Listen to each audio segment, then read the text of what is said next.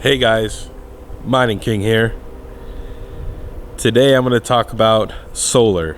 So I live in Arizona, and this is one side of my roof right here. It has, I believe, approximately 48 panels. I am going to get the other side of the roof done, which they can only put 40 more panels. But this produces about 21,900 kilowatt hours in an entire year. So how much solar do you need when you're crypto mining? So let's get right into it.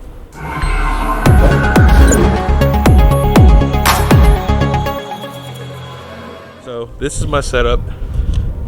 I got this through Costco. This is a company called Sunrun. It's a company down here in Arizona. So it's pretty reasonable. Now, I chose the path of leasing the equipment out because that way they will cover any repairs on the system, and essentially they become my new electric company. So I pay these guys 11 cents flat rate forever. It doesn't go up or down. Here in Arizona, there's a lot of different power plans with off-peak and on-peak times, so it can get a little expensive. As well as I negotiated with my electrical company to have my rate lowered down to 5 cents at night when I'm not drawing from the sun, when I have to pull from the grid. So this is about 48 panels, and like I said before, this will produce about 21,900 kilowatt hours in a year. Now I am getting 40 more panels over there, so it's going to be around, almost the same, so it'll be a little less. So I should be able to cover my mining and my house with this. So right now my current bill from them is $190 a month for this side of the roof, and it'll probably be the exact same amount on the other side of the roof, or a little less because I won't have as many panels. So that will help me lower my electrical costs during the day as I continue to expand my mining operations. As well as I am standing on this ladder giving you guys this view because I didn't know any other way to do it. Okay guys, so this is my electrical panel. I know you guys probably seen this before in another video, but they had to upgrade this panel. So this left side is for the solar, as well as all of these are also for the solar. And then here just refresh, so there it is producing. So I notice sometimes these things say 0 or do weird stuff, so it's not 100% all the time. So this is what your panels may look like if you're outside in the Arizona area. Okay guys, we're back here at my editing rig here because I wanted to show you guys kind of like how solar works, because I think people kind of have it wrong a little bit, and I want people to be able to know what they're getting into. So this is a breakdown of the last 30 days for my particular solar system that I have. And then you can see each day how many kilowatt hours it produced, right? So depending on how much sun is that day, how cloudy it is, and the time of year, right? Because we do get more sun as we get closer to spring and summer, right? If you see right here, these first couple of, these 4 days here in the middle here, I mean, look, 57 kilowatts, 59, 56. This one was the worst day. It was a cloudy, rainy day. It was terrible for energy production. So I hated that day. And lately, it's been pretty sunny here, even though it's been a little on the cooler side, but we're getting up to the 80 kilowatt hours, which is great. First, you need to figure out how many kilowatt hours that you're going to use in a particular day, and I'm going to show you the math equation that you need to know to figure that out. Now, so we're going to need our calculator. I'm going to have our trusty calculator, and then we're going to come over to my farm. Now, I did turn off my test bench so I could get a better... So this, what it says it's using in the software, is about 3,760 watts. That's not 100% correct. It's probably closer to about 4,000 watts is the actual number I'm actually probably pulling.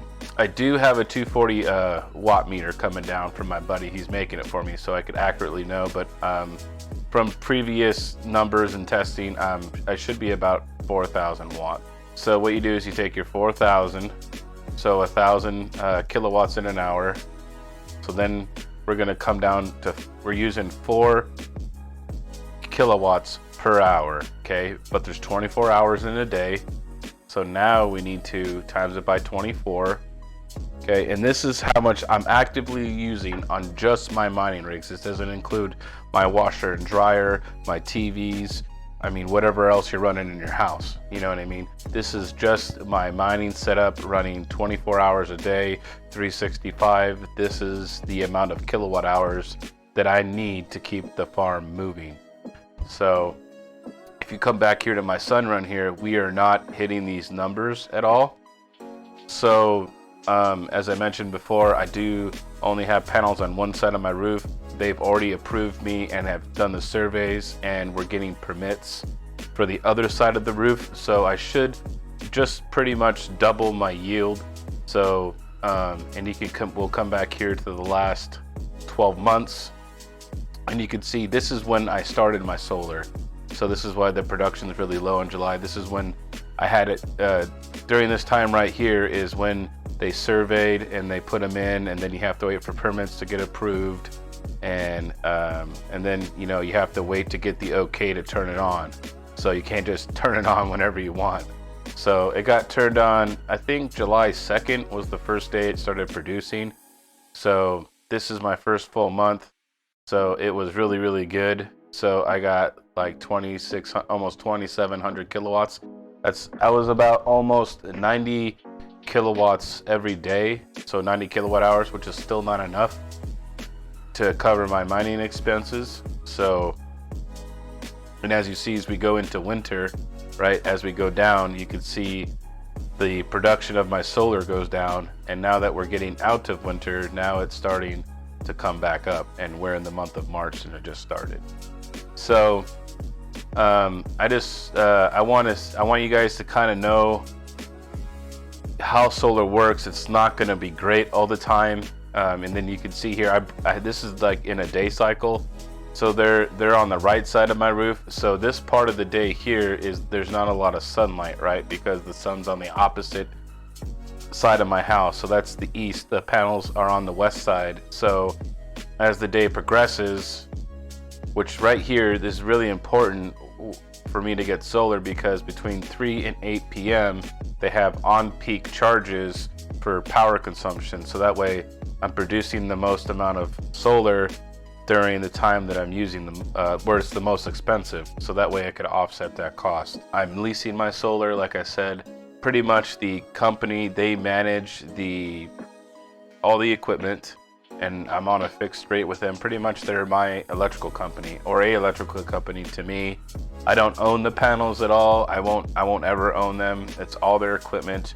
I just didn't want to pay the money to have a depreciating asset like that, because they're always coming out with newer technologies and newer panels that are much more efficient. So in 10 or 15 years from now, these panels won't be worth like the $50-something thousand that they wanted to charge me. So it made no sense to buy these things, as it's pretty much just like a car. It's going to get less and less value over time. So I would rather have them maintain the equipment, and I will just pay them their electrical fee, you know, just like I would an electrical company, and they maintain the equipment. Whereas if I owned it, if something breaks, I have to pay and have it repaired by somebody, right? They manage all the equipment, and if there's ever a failure, or one of the panels goes out, or an inverter goes out, or any of those things goes out, they will take care of it, as well as they will also reimburse me for any downtime that I have. So like, let's say I don't produce solar on that particular part of my grid for 2 weeks, and it cost me this much more money because my solar was down, they will reimburse me that amount of money. I think it's a pretty good trade-off. This isn't financial advice, but that's just how that was the best situation for me. So right now, I just got my bill from APS after I've already had the 240 in. I've had the tent going. So my current bill right now through my electrical company is $237, and my current bill with my solar company is $190. It has significantly saved me quite a few $100s. So to me, it is worth it. And just remember, this is the Mining King giving you the most hashes, and I'll see you next time.